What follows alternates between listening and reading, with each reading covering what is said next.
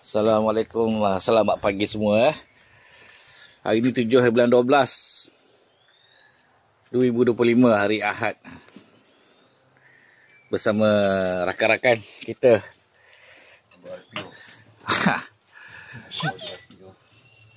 Program ni kita nak buat lemang. Buat lemang. Lemang berendangkan kijang. Oh. Berendangkan lauk kijang. Busul. Semua pakar-pakar ni. Tambah yang tua sikit lah. Batal ni pengalaman lebih. Ni kedua. Tu ketiga tu baru tu. Muda lagi tu.